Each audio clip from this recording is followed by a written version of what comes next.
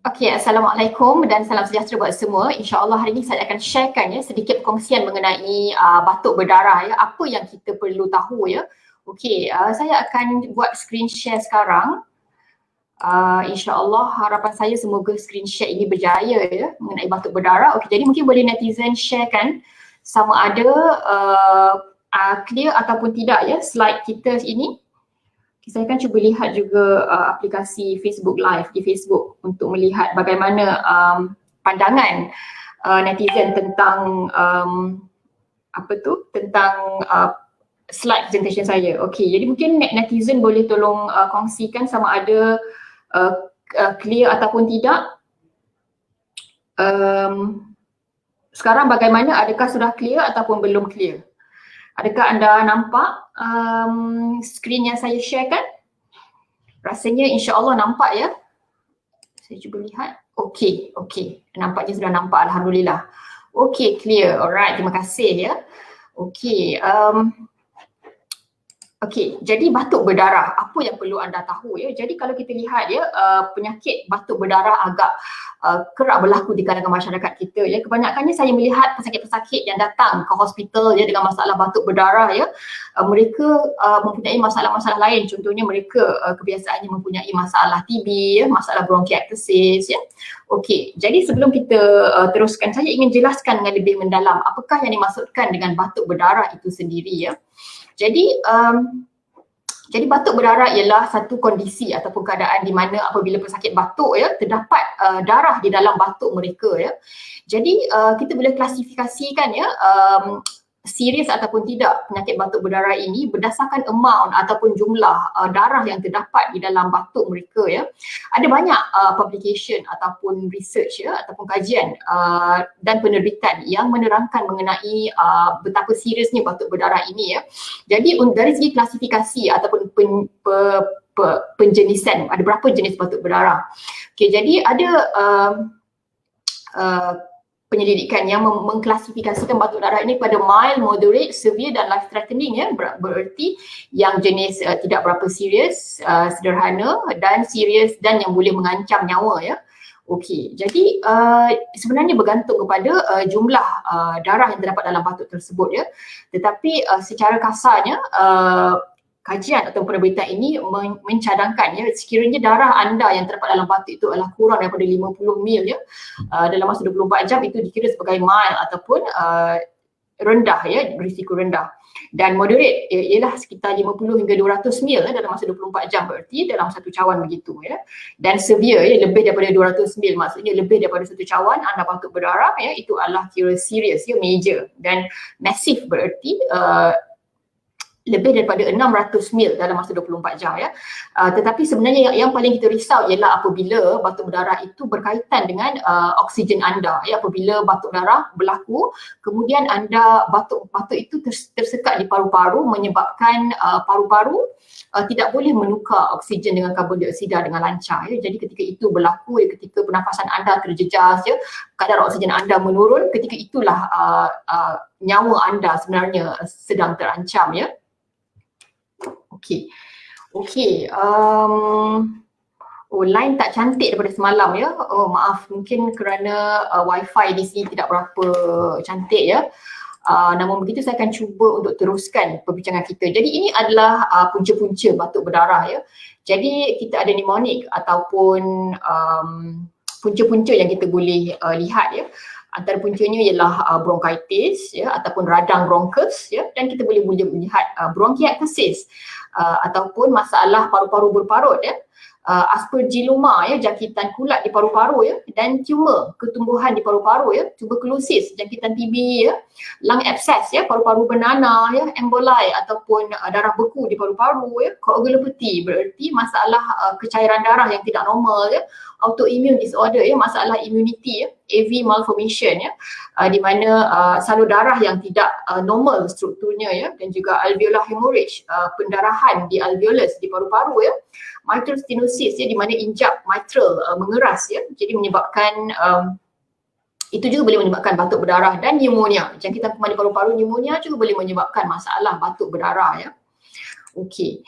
Jadi ini adalah antara punca-punca batuk berdarah yang kerap menyebabkan pesakit datang ke hospital. Ya, kalau kita lihat dari segi anatomi ataupun struktur gambar rajah, mungkin anda lebih jelas bagaimana penyakit-penyakit tadi boleh menyebabkan masalah batuk berdarah. Ya, kalau kita lihat di sini ya, laryngeal carcinoma, di mana ketumbuhan di larynx ya juga boleh menyebabkan masalah batuk berdarah ya. Foreign body ya, bererti kalau ada benda asing yang tersekat ya di paru-paru juga boleh menyebabkan masalah batuk berdarah ya.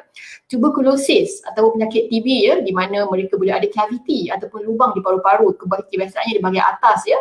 Jadi penyakit TB juga boleh menyebabkan masalah batuk berdarah ya. Carcinoma of the lung ya, kanser di dalam paru-paru ya, juga boleh menyebabkan batuk berdarah ya. Dan kita tengok aortic aneurysm ya, di mana salur darah aorta membengkak ya. Itu juga boleh menyebabkan masalah batuk berdarah. Kalau kita lihat pulmonary infarction ataupun paru-paru yang kematian selnya, ya, infak bererti tisu yang mati ya. Jadi sekiranya ada tisu paru-paru yang telah mati, itu juga boleh menyebabkan masalah batuk berdarah ya. Bronchiectasis ya, paru-paru berparut dan juga bronchus yang membengkak ya, boleh juga menyebabkan masalah batuk berdarah ya. Dan rheumatic heart disease ataupun masalah jantung rheumatic ya, ada radang di jantung ya, juga boleh menyebabkan masalah batuk berdarah ya. Bronchopneumonia ataupun jangkitan kuman di bahagian bronchus dan paru-paru ya, juga boleh menyebabkan batuk berdarah. Trauma ya, sekiranya seseorang itu dicucuk ya, mendapat kecederaan ya, juga boleh menyebabkan batuk berdarah. Jadi sebenarnya sekiranya anda mengalami masalah batuk berdarah ya, ada banyak punca-puncanya ya. Oh, ada juga punca yang terakhir, congestive heart failure ataupun masalah jantung lemah juga boleh menyebabkan masalah batuk berdarah. Jadi sekiranya anda mempunyai masalah batuk berdarah, ini adalah antara list problem, list penyakit yang kemungkinan anda hadapi yang perlu kita kaji ya, siasat dan cuba mencari penyelesaian ya. Okey, jadi menarik bukan melihat banyak penyakit sebenarnya yang boleh menyebabkan batuk berdarah ya. Jadi bukan hanya santau ya boleh menyebabkan batuk berdarah. Sebenarnya kalau dilihat dari segi perubatan, banyak sebenarnya kemungkinan-kemungkinan ya mengapa batuk berdarah boleh berlaku di kalangan pesakit. Okey, jadi bagaimanakah cara untuk kita merawat pesakit batuk berdarah ya? Okey, jadi kalau kita lihat ya, sekiranya pesakit yang datang dengan batuk berdarah ataupun dari segi perubatan yang kita panggil hemoptysis ya, patient with hemoptysis, pesakit yang datang dengan masalah batuk berdarah, pertama kita akan dapatkan sejarah dan juga memeriksa mereka ya. Setelah kita mendapatkan sejarah ya, cerita bagaimana perkara ini boleh berlaku, berapa banyak darah yang telah keluar ketika batuk ya, bagaimana benda ini bermula dan sebagainya. Setelah itu kita akan memeriksa pesakit, physical examination ya. Jadi sangat penting untuk kita mendengar penjelasan pesakit dan juga memeriksa pesakit ya. Kemudian kita perlu memastikan ya, adakah darah itu benar-benar daripada paru-paru ataupun muntah darah, adakah ini batuk darah ataupun muntah darah ya. Kerana batuk darah dan muntah darah puncanya adalah sangat berbeza ya. Kerana sekiranya seseorang itu muntah darah ya, jadi muntah darah kebiasaannya penyakitnya adalah terdiri daripada penyakit-penyakit yang terdapat di bahagian saluran pemakanan ya. Tetapi sekiranya batuk berdarah kebiasaannya penyakitnya adalah di dalam bahagian saluran pernafasan ya. Jadi ada dua saluran yang terlibat di sini. Batuk berdarah saluran pernafasan, muntah berdarah saluran pemakanan. Jadi ketika anda memberikan sejarah kepada doktor yang memeriksa, perlu jelas adakah ini muntah darah, maksudnya bila muntah baru keluar darah, ataupun adakah ini batuk darah, batuk keluar darah ya dalam kehak anda ya. Jadi perlu dipastikan sama ada ini batuk darah ataupun muntah darah. Kerana kalau muntah darah kita akan refer kepada pakar gastro ya, pakar pemakanan, pakar usus ya. Tetapi sekiranya batuk berdarah maka anda akan berjumpa kami ya, pakar paru-paru. Okey.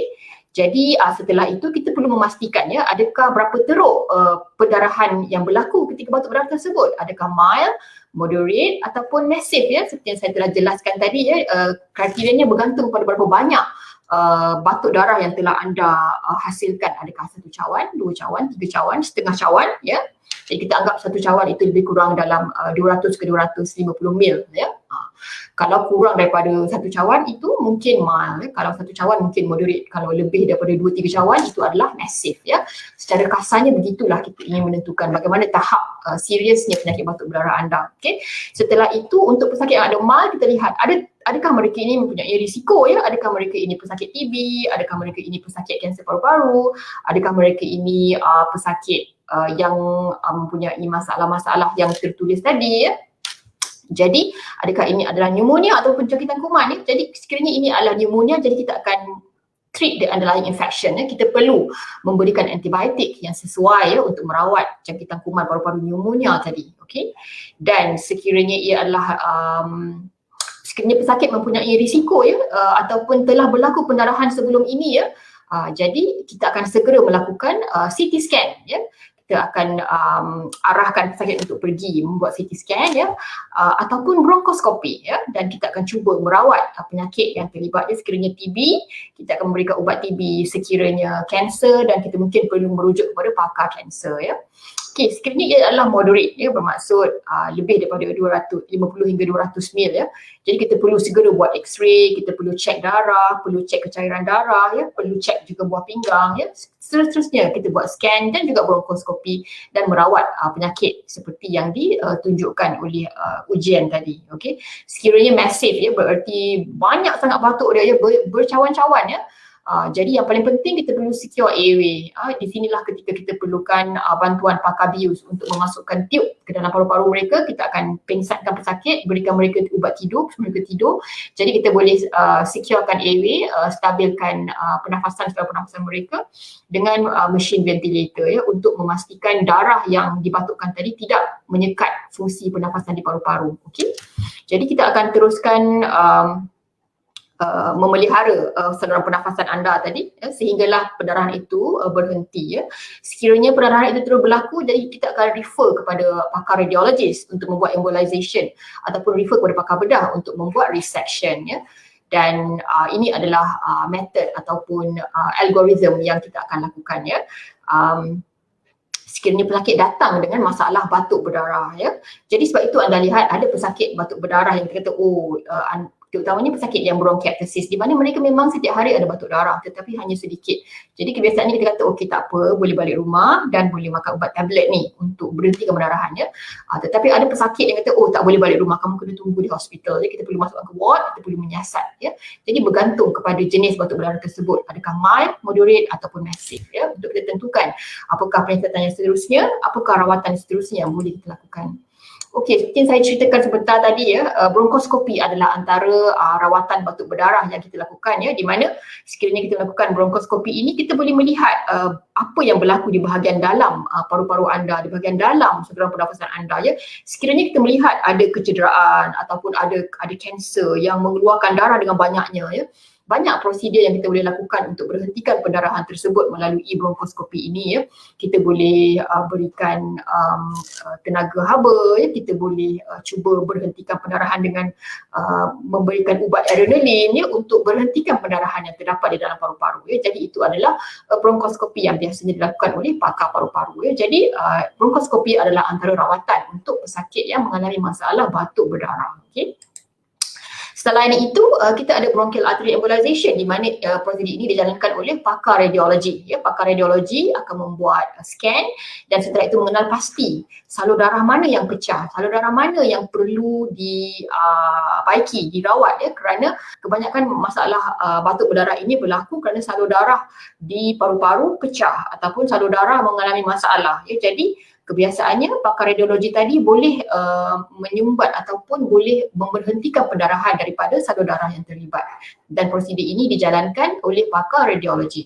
Sekiranya tidak berkesan ya, sekiranya dalam bronkoskopi tidak berkesan, bronchial artery embolization tak berkesan, next ialah kita perlu refer kepada pakar bedah ya, di mana pakar bedah boleh membantu untuk menjahit salur darah yang pecah ataupun yang cedera tadi untuk memberhentikan pendarahan tersebut. Okey. Jadi nampaknya ini adalah perkongsian ringkas daripada saya ya, mengenai masalah pendarahan di paru-paru ya. Jadi mungkin sekiranya ada soalan daripada netizen yang anda boleh kongsikan soalan anda ya. Mungkin sebelum ini juga saya ada menceritakan mengenai jenis-jenis batuk berdarah, punca-punca batuk berdarah yang sering disalah anggap sebagai santau ya, di mana saya mengatakan sekiranya batuk berdarah itu puncanya adalah TB, kita boleh memberikan ubat TB untuk merawatnya. Sekiranya punca batuk berdarah itu adalah jangkitan kulat di paru-paru, kita boleh memberikan ubat anti kulat untuk merawat batuk berdarah tersebut. Sekiranya puncanya adalah kanser, dan kita boleh refer kepada pakar kanser untuk merawat penyakit batuk berdarah tersebut ya.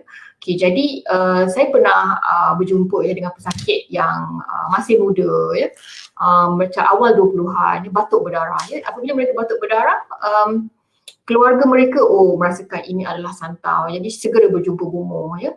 Tetapi setelah menerima rawatan bomoh tidak juga sembuh paru berdarah tersebut. Kemudian setelah keadaan menjadi semakin melarat, barulah dibawa ke hospital ya. Ketika kita cek kahak, rupa-rupanya kumannya adalah TB ya. Tetapi ketika itu keadaan agak terlewat, pesakit sudah pun kehilangan banyak darah, pesakit sudah pun mengalami masalah susah nafas, jadi tak boleh diselamatkan ya. Jadi nasihat saya ialah kepada pesakit yang mempunyai masalah batuk berdarah, segeralah datang ke hospital untuk membuat pemeriksaan dan juga mendapatkan rawatan awal ya, kerana kebanyakan masalah batuk berdarah sebenarnya boleh dirawat sekiranya kita temukan punca yang sebenar ya. Kerana sekiranya puncanya adalah TB, kita boleh berikan ubat TB untuk merawatnya. Sekiranya puncanya adalah pneumonia atau penyakitan kuman di paru-paru, kita boleh berikan ubat antibiotik untuk merawatnya. Sekiranya adalah fungal pneumonia ataupun jangkitan kulat di paru-paru ya, jadi kita boleh memberikan ubat anti kulat untuk merawatnya ya. Jadi sebenarnya batuk berdarah adalah penyakit yang sebenarnya boleh dirawat sekiranya kita temukan puncanya secepat yang mungkin. Jadi sebab itulah sekiranya anda mempunyai masalah batuk berdarah ya, segeralah datang ke hospital ya. Ini kerana sekiranya masalah batuk berdarah ini tidak dikawal dengan baik ya, darah tadi ya boleh berkumpul di paru-paru menyebabkan pernafasan anda mengalami masalah ya, menyebabkan oksigen anda menurun ya, dan juga kehilangan darah yang banyak ya, juga boleh menyebabkan anemia ataupun kekurangan darah yang sekiranya dibiarkan boleh menyebabkan banyak masalah-masalah lain ya. Jadi boleh menyebabkan masalah tekanan darah rendah ya. Tekanan darah rendah adalah sangat berbahaya, boleh membawa maut ya. Juga boleh menyebabkan masalah jantung ya. Jadi sangat penting untuk anda mendapatkan rawatan segera sekiranya anda mempunyai masalah batuk berdarah ini, kerana batuk berdarah ini bukanlah sekadar batuk berdarah saja, ianya boleh melibatkan fungsi-fungsi organ yang lain ya, iaitu terutamanya paru-paru dan juga jantung ya. Sekiranya dibiarkan boleh membawa maut ya. Jadi saya ingin perkara ini difahami dengan jelas ya, bahawa penyakit batuk berdarah kebanyakan puncanya boleh dirawat, dan sekiranya ia tidak dirawat dan dibiarkan, ianya boleh membawa maut dan akan memberikan kesan jangka pendek dan juga jangka panjang kepada pesakit dan juga kepada ahli keluarganya ya, terutamanya sekiranya pesakit tersebut mengalami masalah TB ya. Sekiranya masalah TB tadi tidak dirawat ya, ianya boleh menular kepada ahli-ahli keluarga yang lain ya. Dan janganlah terus menerus menyalahkan santau sebagai punca batuk berdarah ya. Sebenarnya ada banyak lagi masalah-masalah perubatan yang boleh menyebabkan batuk berdarah selain daripada santau ya. Jadi segeralah pergi ke hospital sekiranya anda ada masalah batuk berdarah, berjumpalah dengan doktor pakar paru-paru ya, untuk menyiasat dengan lebih lanjut kenapa anda mendapat masalah batuk berdarah ya. Ada pesakit saya yang setiap hari batuk berdarah ya. Bila dicek, rupa-rupanya pesakit ini dulu pernah ada masalah TB sebelum ini ya, dan kemudian mereka mendapat komplikasi bronkiektasis, iaitu paru-paru berparut dan saluran bronkus yang bengkak yang menyebabkan mereka kerap mendapat masalah bronkiektasis ya, TB ya. Ada juga pesakit saya yang mempunyai masalah fungal infection di mana ada jangkitan kulat di paru-paru menyebabkan mereka kerap mendapat batuk berdarah ya. Jadi kita akan lihat juga sekiranya terlalu kerap batuk berdarah ini boleh berlaku ya, kemungkinan rawatan pembedahan perlu dilakukan ya, kerana kadang-kala ubat-ubatan sahaja tidak mencukupi untuk mengawal penyakit batuk berdarah ini tadi. Okey, nampaknya setakat itu sahaja perkongsian daripada saya. Saya harap anda jelas mengenai punca-punca definisi batuk berdarah ya, yang telah saya kongsikan sebentar tadi. Kita ada mild, moderate, severe, massive, life threatening, jenis-jenis batuk berdarah, dan bagaimana untuk kita menyiasat, bagaimana untuk kita approach merawat pesakit batuk berdarah tadi, dan apakah yang boleh berlaku sekiranya batuk berdarah tadi tidak dirawat dengan baik, dan apakah punca-punca yang boleh menyebabkan batuk berdarah. Okey, jadi nampaknya itu sahaja perkongsian daripada saya pada hari ini mengenai penyakit batuk berdarah ya. Sekiranya anda ada soalan, bolehlah sharekan di ruangan komen. Okey, ada soalan daripada Sister Dalkruma yang mengenai first aid, apa yang dia boleh lakukan sekiranya ada rakannya yang tiba-tiba batuk berdarah ya, dan apa yang perlu dilakukan untuk menyelamatkan diri. Kerana sekiranya seseorang itu batuk berdarah, kita tidak tahu sama ada seseorang itu mempunyai penyakit TB ataupun tidak ya, sekiranya seseorang itu kanser ataupun tidak. Jadi untuk orang yang ingin menyelamatkan pesakit yang sedang batuk berdarah ya, nasihat saya segeralah memakai mask ya, kerana sekiranya itu adalah pesakit TB ya, anda boleh memelihara diri anda daripada terkena TB itu. Pakai mask, pakai glove ya, dan kalau boleh segeralah telefon pihak hospital ya, ataupun pihak kecemasan untuk mereka hantarkan bantuan segera, terutamanya ketika anda melihat seseorang itu batuk berdarah berterusan tanpa henti ya, sehingga bercawan-cawan darah keluar ketika dia batuk. Segeralah hubungi ambulan untuk menghantar ataupun segeralah bawa pesakit tersebut ke hospital ya. Jadi untuk orang yang ingin menjaga pesakit atau menyelamatkan pesakit tadi, pastikan anda memakai glove, sarung tangan dan juga penutup muka mask untuk memelihara diri anda. Sekiranya ia TB, anda boleh memelihara diri anda daripada terkena TB tadi. Okay. First aid kit, basically just pastikan anda bawa segera pesakit ke hospital lah.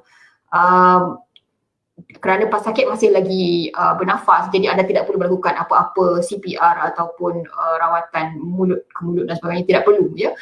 Just segera bawa ke hospital untuk dirawat dengan segera di pihak hospital, dan anda kalau boleh pakai mask dan pakai glove, sarung tangan untuk memelihara diri anda sendiri daripada terkena jangkitan TB sekiranya pesakit tersebut ada TB ya. Kerana saya telah kongsikan sebentar tadi bahawa pesakit TB juga boleh menyebabkan masalah batuk berdarah. Okey.